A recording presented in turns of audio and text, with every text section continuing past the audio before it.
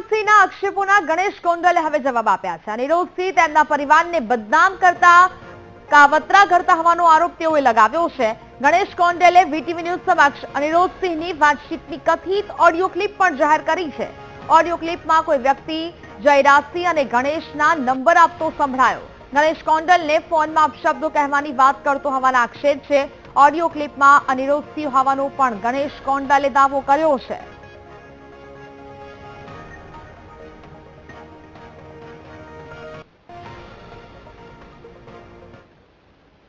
કોઈ હોય તો નંબર લખીને। હા હા બોલો બોલો, હું લખી લઉં 7410। એક જ મિનિટ હો ભાઈ, નંબર લખો તા મોટા। હા, એક ગણેશ નો નંબર। ગણેશ નંબર છે ને? ઓકે બાપુ, ઓકે ઓકે।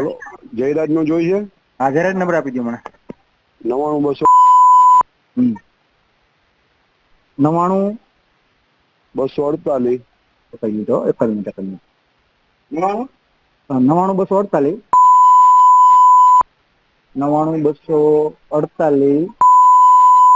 માણા ઉપાડશે એટલે એમ કેવાનું હા કે એને આપો કઈ કામ છે કે।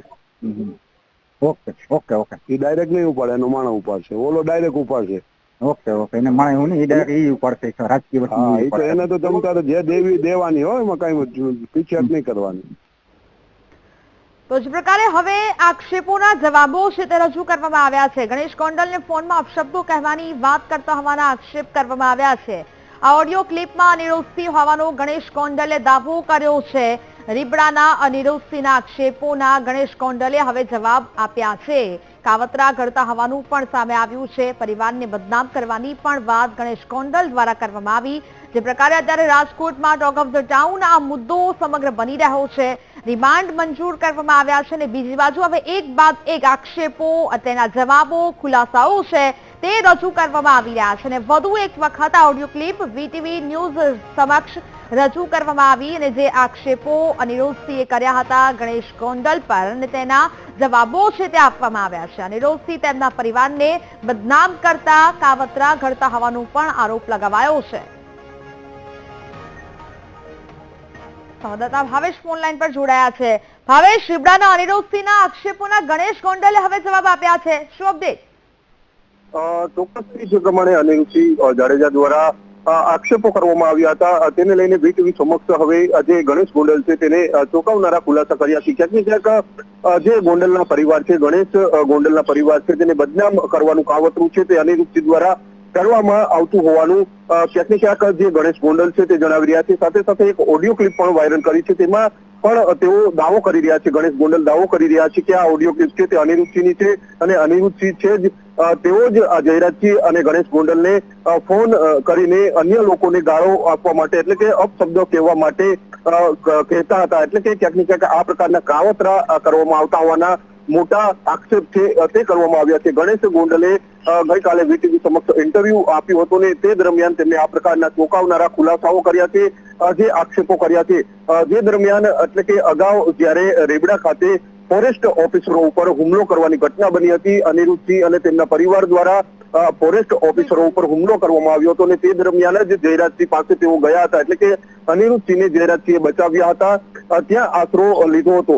આ પ્રકારનું પણ ગણેશ ગોંડલ દાવો કરી રહ્યા છે। એટલે કે એક સમયે જયરાજસિંહ પાસે અનિરુદ્ધસિંહ છે તેઓ ગયા હતા, આખી રાત ત્યાં રોકાયા હતા અને કાયદાકીય રીતે જે પણ મદદ થતી હોય તે પણ અનિરુદ્ધસિંહને જયરાજસિંહ જાડેજાએ કરી હતી। એટલે કે આ પ્રકારના ખુલાસા છે તે ગણેશ ગોંડલ દ્વારા કરવામાં આવ્યા છે। સાથે સાથે જે કાવતરા કરવાની વાત છે તે કરવામાં આવી છે। એટલે કે ક્યાંક ને ક્યાંક જયરાજસિંહ જાડેજા અને તેના પરિવારજનોને બદનામ કરવા માટે અનિરુદ્ધસિંહ જાડેજા દ્વારા કાવતરા રચવામાં આવતા હોય છે, તે પ્રકારનો એક ઓડિયો છે તે પણ ક્યાંક જાહેર છે તે કરવામાં આવ્યો છે। અનેક સવાલો છે તે હાલ તો ઉભા થઈ રહ્યા છે, કારણ કે ગોંડલમાં જે પ્રમાણે બિલકુલ ભાવેશ, વીટીવી ન્યૂઝ સાથે જોડાયા તે બદલ આભાર।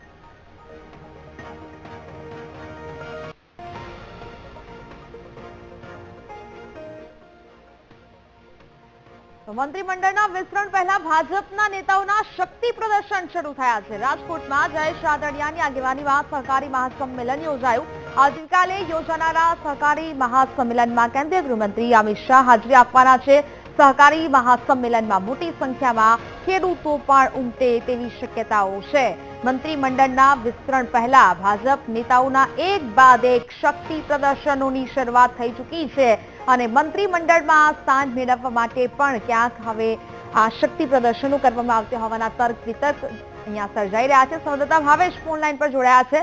ભાવેશ, મંત્રીમંડળના વિસ્તરણ પહેલા ભાજપના નેતાઓના એક બાદ એક શક્તિ પ્રદર્શનો થઈ રહ્યા છે, શું વિગતો?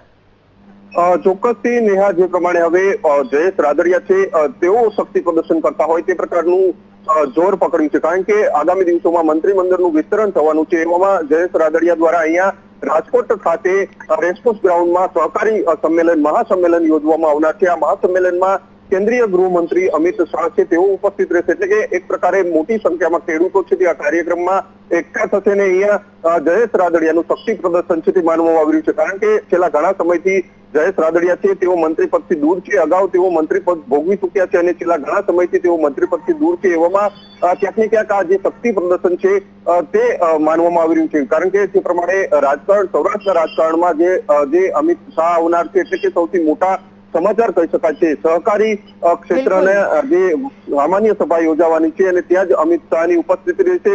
મોટી સંખ્યામાં ખેડૂતો એકઠા થશે ને અહીંયા જિલ્લા અને તાલુકા પંચાયતના જે સદસ્યો છે તેમને પણ આમંત્રણ આપવામાં આવનાર છે અને તેને જ લઈને આ શક્તિ પ્રદર્શન માનવામાં આવી રહ્યું છે. જી બિલકુલ, ભાવેશ વિગતો સાથે જોડાયા તે બદલ આપનો આભાર.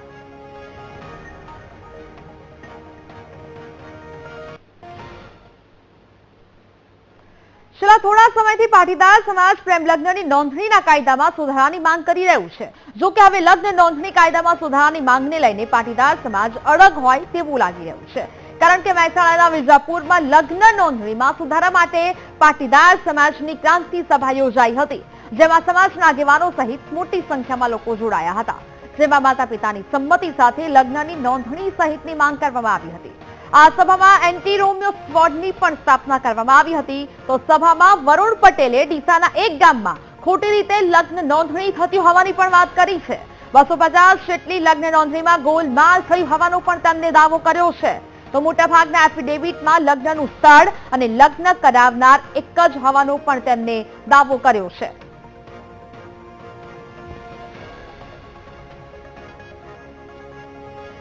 તો પાટીદાર નેતા વરુણ પટેલ આપણી સાથે લાઈવ જોડાયા છે. વરુણભાઈ, વીટીવી ન્યૂઝમાં આપનું સ્વાગત છે. છેલ્લા થોડા સમયથી આપણે તમામ લોકો જોઈ રહ્યા છે કે પાટીદાર સમાજ દ્વારા પ્રેમ લગ્નની નોંધણી અને માતા પિતાની મંજૂરી બાદ જે પ્રેમ લગ્નની વાતો છે તે ચાલી રહી છે. કાયદામાં સુધારાની માંગ સતત કરવામાં આવી છે અને હવે માત્ર પાટીદાર સમાજ નહીં, અનેક સમાજ આ માંગ કરી રહ્યું છે. સૌથી પહેલા તો આની પાછળનું કારણ જાણવું છે.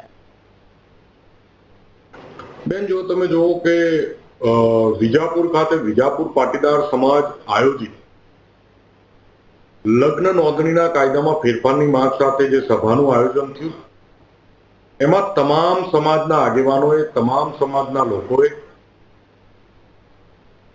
બધાએ સંપૂર્ણપણે એમાં ટેકો આપવા મોટી સંખ્યામાં હાજર રહ્યા. જે મુખ્ય માંગણી છે કે એક વર્ગ ગુજરાતમાં એવો છે કે દીકરી 16 વર્ષની થાય અને ટાર્ગેટ કરે, 2 વર્ષ સુધી એને ફસાવે, 18 વર્ષને 2 દાડા થાય એના જોડે ખોટી રીતે લગ્ન કરે, 18 વર્ષને 10 દિવસ થાય અને એના લગ્ન થઈ જાય. દીકરી 19 વર્ષની પણ પૂરી થાય એ પહેલા ટાર્ગેટથી એને ફસાઈ અને એના લગ્ન કરવામાં આવે અને દીકરીને કોઈ પણ હકીકત ખબર ના હોય, એ દીકરીનું ભવિષ્ય સુરક્ષિત થાય એના માટે થઈ અને ગુજરાતના તમામ સમાજો, જ્ઞાતિ જાતિમાં આ એક વિરોધનો વંટોળ, એક સરકાર સમક્ષ દિલથી વ્યથા અને માંગ ઉઠી છે કે મેરેજ રજીસ્ટ્રેશનમાં કાયદામાં ફેરફાર કરવામાં. અને હું આશાવાદી છું કે ગુજરાતની સંવેદનશીલ સરકાર લાખો પરિવારોની આ પીડાને વાચા આપી અને વહેલામાં વહેલી તકે કાયદામાં ફેરફાર કરશે. ઓકે વરુણભાઈ, ડીસાના એક ગામમાં આવી રીતે લગ્નની ખોટી નોંધણી થતા હોવાના પણ આપે આક્ષેપ કર્યા છે, એ આખો મામલો શું છે? બેન, એ પાલનપુર ડીસાનું સમયનારા ગામ છે. એમાં 250 કરતા પણ વધારે લગ્ન થયા અને લગ્નનું સ્થળ એક જ જોગમાયાનું મંદિર, એના ફોટા મેં પુરાવામાં આપ્યા છે. એક જ બ્રાહ્મણ અને એક જ સાક્ષી, અને એ ગામના સરપંચને પૂછતા, એ મંદિરની સામે જે તબેલો છે એ તબેલાવાળા કમલેશભાઈને પૂછતા એમને કીધું કે અમારા ધ્યાને એક પણ લગ્ન અહીંયા થયા હોય એવું અમારા ધ્યાનમાં નથી. બીજી મહત્વની વાત બેન એ છે કે રજિસ્ટ્રાર અધિકારી એની બદલી થઈ ગયા પછી એ ગામમાં અનુક્રમે ખાલી 2 અને 3 ટોટલ 5 જ લગ્ન 2 વર્ષમાં નોંધાયા. એટલે આના રેકોર્ડ પણ મેં પબ્લિશ કર્યા છે અને મારે ગ્રામજનો જોડે હજુ સંપર્ક ચાલુ છે. આવનારા દિવસોમાં હું વધારે પુરાવા રજૂ કરીશ અને આવા જે બીજા 3 સેન્ટરો છે એના પણ પુરાવો એકત્રિત કરી રહ્યો છું અને દરેક સભામાં હું એક આ જે મેરેજ રેકેટ, જે મેરેજ ટેરરિઝમ જે ચાલે છે એનો પર્દાફાશ કરીશ અને આ આરોપીઓ વિરુદ્ધ ફોજદારી ફરિયાદ દાખલ થાય એના માટે સરકારને વિનંતી કરીશું. અને આ સાથે સાથે સરકારને મુખ્ય માંગણી છે વિજાપુર પાટીદાર સમાજની કે એન્ટી રોમિયો સ્કોડની સ્થાપના કરવામાં આવે અને 16 થી 18 વર્ષની દીકરીઓને જે ટાર્ગેટ કરી અને ફસાવવા માટે જે આવારા તત્વો ત્યાં બેસી રહ્યા છે એની ઉપર એન્ટી રોમિયો સ્કોડ એક્શન લે એ પણ માંગણી. ઓકે વરુણભાઈ, લગ્ન નોંધણી કાયદામાં સુધારાની માંગ ઘણા વર્ષોથી ચાલી રહી છે. સરકાર સુધી આપે રજૂઆત પહોંચાડી છે. લાગી રહ્યું છે કે સરકાર આ દિશામાં કોઈ નક્કર વિચારણા છે તે કરી રહ્યું હોય, કોઈ સરકાર તરફથી હકારાત્મક જવાબ આપના સુધી પહોંચ્યો હોય?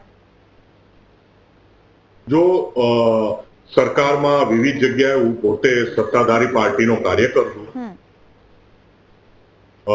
મારે સંપર્કો થતા હોય છે અને સૌથી મહત્વની બાબત એ છે તો મીડિયાના માધ્યમથી બહુ જવાબદારીપૂર્વક કહી રહ્યો છું કે સરકારની ઈચ્છા શક્તિ છે આ કાયદામાં બંધારણીય રીતે સુધારો કરવાની. સરકારની ઈચ્છા શક્તિ છે. કદાચ એ ઈચ્છા શક્તિ પૂરી કરવાની પ્રક્રિયા અત્યારે ધીમી છે, પણ આ વિજાપુર પાટીદાર સમાજનું આયોજન જોઈ અને હું માનું છું કે પ્રક્રિયામાં પણ ગતિ આવશે. બિલકુલથી વરુણભાઈ, વીટીવી ન્યૂઝ સાથે વાતચીત કરી તે બદલ આપનો ખૂબ ખૂબ આભાર. એટલે કે કહી શકાય કે હવે આ કાયદામાં સુધારાની માંગ છે તે કરવામાં આવી છે. જે પ્રકારે અસામાજિક તત્વો છે દીકરીઓને પોતાની જાળમાં ફસાવીને તેમનો દુરુપયોગ કરવાની વાત અત્યારે પાટીદાર અનેક નેતાઓ છે, લોકો છે, સામાન્ય લોકો તે પણ કહી રહ્યા છે અને તેને જ લઈને માતા પિતાની સંમતિ સાથે જો આવા લગ્ન થાય તે માટેની આ માંગ કરાઈ છે.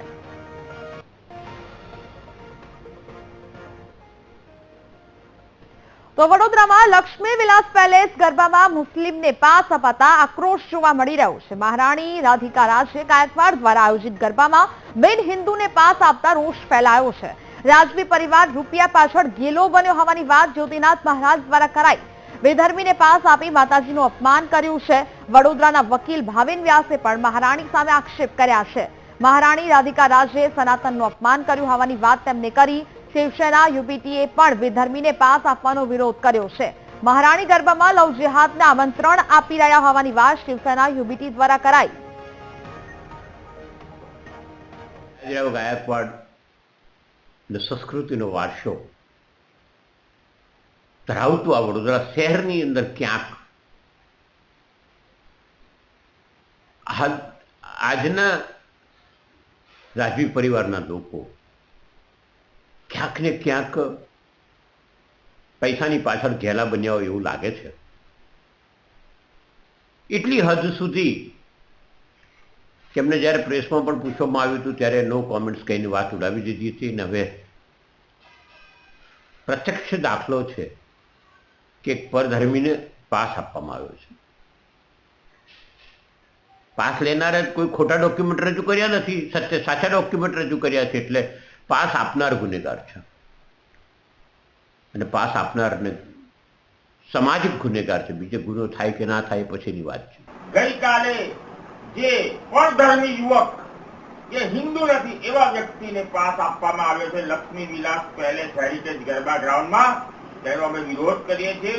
મહારાજા પાસે કોઈ કમી નથી, તેમ છતાં મહારાણી પૈસા કમાવા માટે કેમ આટલા બધા ધર્મ વિરોધી કૃત્યો કરી રહ્યા છે.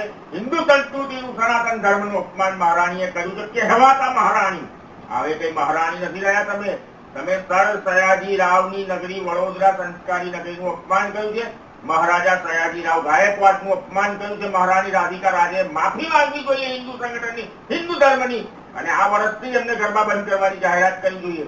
લક્ષ્મીદાસ પેલેસ ખાતે એક વિધર્મીને જે પાસ આપવાનો જે મામલો સામે આવ્યો છે, વડોદરા શિવસેના એનો કડક શબ્દમાં વિરોધ કરે છે. કારણ એક જ છે કે લવ જેહાદને આ લોકો આમંત્રણ આપી રહ્યા છે. તમે મહારાણી છો, અમે તમારી રિસ્પેક્ટ કરીએ છીએ, પણ તમે આ રીતના લવ જેહાદને તમે આમંત્રણ આપી રહ્યા છો, આ વડોદરા શિવસેના બિલકુલ નહીં ચલાવે. હોટલમાં જમવાના શોખીન આણંદવાસીઓ હવે સાવધાન થઈ જજો. શહેરી વિસ્તારોની હોટેલો અને ખાણીપીણીના એકમોમાં તપાસ કરવામાં આવી. સ્વચ્છતાનો અભાવ હોવાથી સંયોગ હોટલને સીલ કરી દેવામાં આવી છે. નેશનલ હાઈવે પર આવેલા ગેલોપ્સ ફૂડ પ્લાઝામાં તંત્રએ દરોડા પાડ્યા. આ ગેલોપ્સમાં આવેલી જુદી જુદી 7 ફ્રેન્ચાઇઝીમાં તપાસ કરવામાં આવી. સ્વચ્છતાના અભાવે ગેલોપ્સમાં આવેલી ફ્રેન્ચાઇઝીઓને 51,000નો દંડ ફટકારાયો છે. વેલકમ હોટેલને 12,000, હોક્કોને 3,000નો દંડ ફટકારાયો છે. પેપ્ટોસને 1,000 તો ખીચડીને 15,000 રૂપિયાનો દંડ ફટકારાયો છે. ગેલોપ્સ રેસ્ટોરન્ટને 2,000, પરાઠાને 5,000 રૂપિયાનો દંડ ફટકારાયો છે. સંવાદદાતા ઘનશ્યામ ફોન લાઈન પર જોડાયા છે. ઘનશ્યામ, આણંદમાંથી હવે જે અખાદ્ય પદાર્થો અને હોટલો છે તપાસ કરવામાં આવી રહી છે, સીલ કરવામાં આવી રહી છે, શું અપડેટ? ચોક્કસથી કરમસદ આણંદ મનપાની ટીમ દ્વારા જે આણંદની વિવિધ હોટલો છે, ખાણીપીણીની રેકડીઓ છે, તેમાં તપાસ હાથ ધરવામાં આવી છે. મહત્વની વાત એ છે કે તપાસ દરમિયાન આણંદ અમૂલ ડેરી રોડ ઉપર આવેલી હોટલ સહયોગને જે સ્વચ્છતાનો અભાવ તેમજ હાઇજેનિકનો અભાવ જણાતા તેને સીલ કરવામાં આવી છે. આ સાથે સાથે નેશનલ હાઈવે નંબર 8 ઉપર તિખોદરા નજીક આવેલું ગેલોપ્સ ફૂડ પ્લાઝામાં પણ મનપાની ટીમ દ્વારા ચેકિંગ હાથ ધરાયું હતું. જેમાં 7 જેટલી વિવિધ ફ્રેન્ચાઇઝીઓ છે, તેમાંથી સ્વચ્છતાનો અભાવ જોવા મળ્યો હતો, જેને લઈને વિવિધ 7 જેટલી ફ્રેન્ચાઇઝીઓ છે તેમની પાસેથી 51,000 રૂપિયાનો દંડ વસૂલાયો છે. મહત્વની વાત એ છે કે મનપાની ટીમ દ્વારા હવે જયારે તહેવારો આવી રહ્યા છે ત્યારે જે સઘન ચેકિંગ હાથ ધરવામાં આવ્યું છે, જેને લઈને હવે ખાણીપીણાના વ્યવસાયિકોમાં ફફડાટ વ્યાપ્યો છે. જી નેહા. બિલકુલ ઘનશ્યામ, જાણકારી બદલ આભાર. Welcome back. તો મહેસાણાના વિજાપુરમાં અયોધ્યા બંગલોઝમાં યુવતીને આપઘાતની ઘટના સામે આવી. આંગણવાડીમાં નોકરીની સ્પર્ધાત્મક પરીક્ષામાં નાપાસ થતા જીવન ટૂંકાવ્યું. રિંકુબેન પટેલ નામની પરિણીતાએ આપઘાત કર્યો છે. ગળે ફાંસો ખાઈને મહિલાએ ઘરમાં જ આપઘાત કર્યો છે. નોકરી મેળવવામાં નિષ્ફળ ગયેલી મહિલા હતાશ થઈ હતી. પતિને વોટ્સએપમાં મારા નસીબમાં નથી તેવો મેસેજ કરીને તેને અંતિમ પગલું ભર્યું. વિજાપુર પોલીસે આપઘાત કેસમાં હાલ તપાસ શરૂ કરી છે. મહેસાણાના વિજાપુરની આ ઘટના અયોધ્યા બંગલોઝમાં યુવતી આપઘાત કર્યો હોવાની ઘટના સામે આવી છે. ગળે ફાંસો ખાઈને તેને જીવન ટૂંકાવ્યું છે. આંગણવાડીમાં નોકરીની સ્પર્ધાત્મક પરીક્ષામાં નાપાસ થતા તેને જીવન ટૂંકાવ્યું છે. સંવાદદાતા સુધીર ફોનલાઈન પર જોડાયા છે. સુધીર, નોકરી ન મળવાની હતાશાને કારણે એક યુવતી આપઘાત કર્યો હોવાની ઘટના સામે આવી છે, શું વિગત?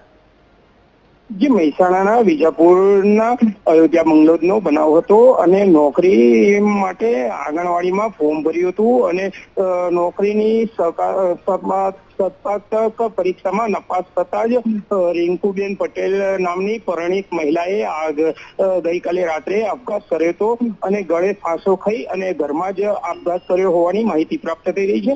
અને નોકરી મેળવવામાં જ નિષ્ફળ ગયેલી મહિલા હતાશ થઈ ગઈ છે અને પતિના વોટ્સઅપમાં જ મેસેજ કર્યો અને કીધું કે હવે મારા નસીબમાં કઈ નોકરી છે જ નહીં એવું પગલું ભરી અને એવું મેસેજ કર્યો હતો.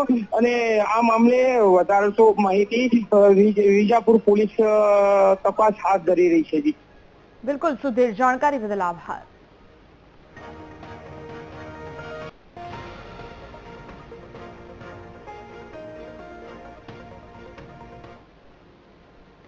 ગાંધીનગરની અંબાપુર કેનાલ પાસે થયેલી હત્યાના કેસમાં પોલીસને મહત્વની કડી મળી છે. સીસીટીવીમાં એક બાઇક ચાલક કેનાલ તરફ આવ્યો હોવાનું જોવા મળ્યું, જ્યાં પોલીસે શંકાસ્પદ આરોપીની શોધખોળ શરૂ કરી. પોલીસે ગાંધીનગર જિલ્લામાં સર્ચ ઓપરેશન શરૂ કર્યું.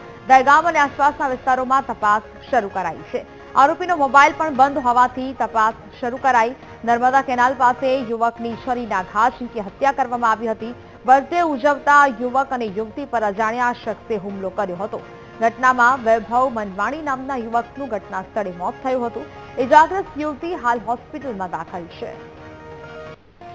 સંવાદદાતા મેહુલ ફોન લાઈન પર જોડાયા છે. મેહુલ, અંબાપુર કેનાલ પાસે જે હત્યાની ઘટના બની હતી, હવે પોલીસને તેમાં મહત્વની કડી મળી છે, શું વિગત? બિલકુલ નેહા, વાત કરવામાં આવે તો પોલીસ આ સંદર્ભે તપાસ કરી રહી છે. ક્રાઇમ બ્રાન્ચ અને એટીએસની પણ ટેકનિકલ મદદ જે છે તે લેવામાં આવી રહી છે. જે આરોપી છે તેના સુધી પહોંચવા પોલીસ જે છે તે ગઈકાલથી જ મચી રહી છે. જે શંકાસ્પદ એક આરોપી છે તેની ઓળખ પણ થઈ છે, પરંતુ સમગ્ર ઘટનાક્રમમાં જે આરોપીને શોધવા માટે સર્ચ ઓપરેશન પણ હાથ ધરવામાં આવ્યું છે. જિલ્લાના અલગ અલગ વિસ્તારોની અંદર પોલીસ જઈને તપાસ કરી રહી છે. દહેગામ અને આસપાસના જે વિસ્તારો છે તે પણ કોર્ડન કરવામાં આવ્યા છે, અને જિલ્લાના અન્ય જે વિસ્તારો છે તેમાં પણ પોલીસ જે છે તે સઘન સર્ચ ઓપરેશન હાથ ધર્યું છે. જે આરોપી છે તેને કડીઓ મળી છે, પરંતુ જે આરોપી છે તેની વિગતો હાલ જાહેર કરવામાં નથી આવી, કારણ કે તેની ધરપકડ જે છે તે કરવા જઈ રહી છે પોલીસ. અને ખાસ આ શંકાસ્પદ જે આરોપી છે તેના સંદર્ભમાં વિગતોના આધારે તેને ટેકનિકલ સર્વેલન્સ જે છે તે હાથ ધરવામાં આવી રહ્યો છે. તેનો ફોન પણ બંધ આવી રહ્યો છે, અને પોલીસ જે છે તે સતત તપાસ કરી રહી છે. ક્રાઇમ બ્રાન્ચ એટીએસની મદદ સાથે ગાંધીનગર પોલીસ પણ આ આરોપી સુધી પહોંચવા માટે મથામણ કરી રહી છે, અને ટૂંક સમયમાં જ આરોપી જે છે તે પોલીસના હાથે પણ લાગી શકે છે. જે શંકાસ્પદ આરોપીના સીસીટીવી ફૂટેજ પણ સામે આવેલા છે, અને પોલીસ આ સંદર્ભે તેના જે વેરઅબાઉટ્સ છે તેની તપાસ કરી રહી છે. બિલકુલ મેહુલ, જાણકારી બદલ આપનો આભાર.